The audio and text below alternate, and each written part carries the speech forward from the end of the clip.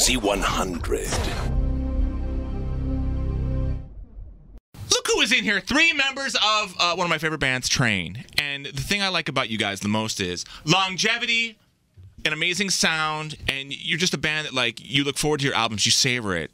You guys are like the wealthy cousin who has 4 kids, and you expect 4 weddings, but they're all, like, 5 years apart. And so you're excited for the wedding. You look forward to it because you know the food's going to be good and the hotel's nice. So that's what you guys are like in my eyes. We've never been complimented so well. That's a nice new analogy. Really nice, thanks. I woke up this morning like, let's puzzle some people in Train. Let's make them wonder, California 37, looking forward to it.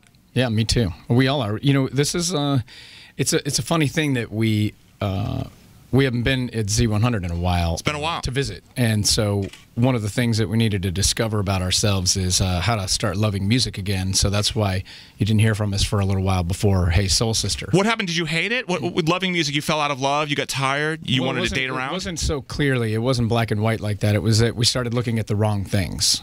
Success of music started to become what we were looking at as opposed to love of music and then recording our best work.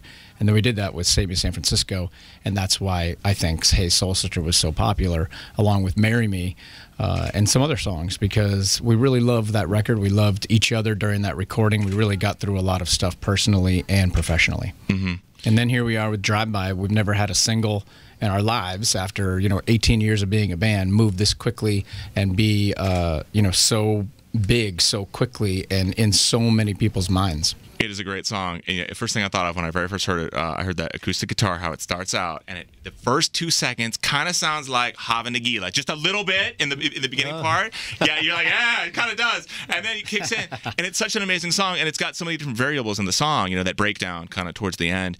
And the one thing, and please don't get mad at me, okay? But this is the one thing I picked up from the song, and I heard the lyric wrong because I am a 10-year-old in a giant fat man's body. When you sing the line, everything is groovy, what I heard the first time was everything is boobies. That's what I heard. Well, that's because that was the intention behind everything is groovy. It's a subliminal message. Yeah. Everything is boobies. I'm like, so now every time I hear the song, that's what I hear, regardless of whatever craftily handwritten lyric you guys painfully labored on. The worst part of all of this is going to be, I'm going to start singing that just because it's in my brain and it's going to live and grow. Please, please, the biggest venue you're at, just please sing it just like that and see if anyone notices the difference. Yeah, it'll be like in The Wedding Singer, or I'm sorry, in The Wedding Crasher. Mm-hmm. Oh wait, yeah, was it old school? Or when one of those sang, movies? When the Dan Band sang, and turn around, bright eyes. Yeah. And then they cursed in the middle. And Will Ferrell was like, "Did he just?" Maybe that. Did you just say boobies? They should turn it. Yeah, turn it into. Remember Mad Libs from being a kid? Exactly. Right. We need a noun or an adjective and just change it up. Mm-hmm. Do you ever get? I mean, you've got to look at right now these bands blowing up out of the UK right now, out of nowhere, these boy bands. And you guys have been around for a long time. Does it anger you to see bands come out of nowhere that are manufactured, that have been put together by a producer of a television show, where you have the blood, sweat, and tears of all of your years as Train, as a band? I think the manufactured band thing is, it just seems like a different world than our world. It's not that it's necessarily bad, or I don't think we ever think like, man, that's fake or anything, where it doesn't bum us out or anything. But it's different. I don't think any of us are really big fans of that type of thing. Boy bands are fine, if it's like kind of a genuine like group effort and they kind of did it themselves. But the whole the American Idol thing and those guys becoming stars, although some of them are pretty legitimately great. I mean, they deserve to be where they are. It does seem like a different world than ours, though. I look at those things as, when you're not doing well, you seem to dislike a whole lot more than when you're doing well.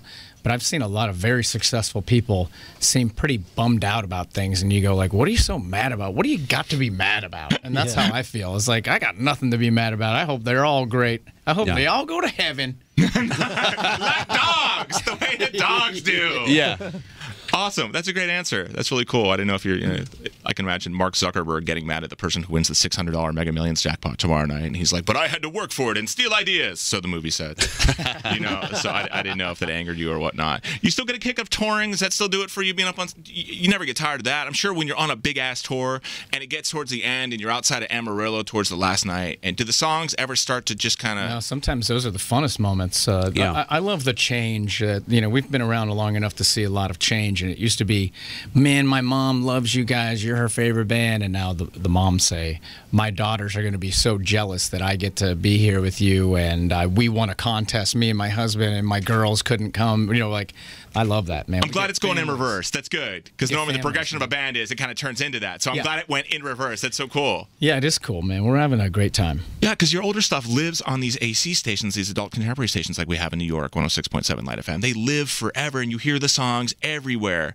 And I always feel bad, those stations typically are played in dentist offices, and I feel bad that someone's having Wait, sorry. Hey, put that camera back over here. Okay, go ahead. Yeah, yeah. No one needs to see me. Did we talk about this earlier? Yeah. Pat TV. So, and no one's ever told you. I'm sure they've talked about a song and going through a breakup, and I can relate to this. But will anybody ever say, "I was having a tooth extracted, and that's Drops of Jupiter came on"? I hate all of you. Yeah. So now every time, painful memories in my mouth. Right.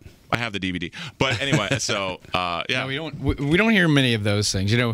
It's the coolest part about I think the music that is coming out of us, and there's a lot of really cool things happening. It's not just a bunch of boy bands happening right now. There are some super ultra cool things happening, and it's a mix of a lot of cool things. But I think the great thing that we appreciate most about Train music is that it is music that kind of lives for a long time, and it's a part of your life. That you can get married to, or it brought this. The first time your husband came back from being overseas sure. in the Navy or whatever, and that song was your song that kept you together while you were apart. Those are humongous.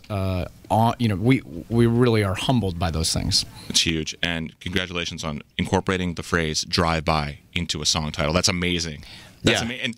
And having it be like a positive thing, right? It's not like a bloodbath. Yeah, we're trying to flip all the negatives on the planet. I mean, I'm not surprised you haven't gotten any Facebook messages from Crips or Bloods. Hey, thanks for changing the whole thing. We've been trying to, our movement has not been much like the war on drugs. Yeah, it hasn't been working quite like we wanted it to. It might be a catalyst for peace. It is. Yeah. Drive-by is, quote, a catalyst for peace. Perfect. And we get to hear that done acoustically at Z100. Gentlemen, thank you for coming in. The album is out on the 17th of April, California 37.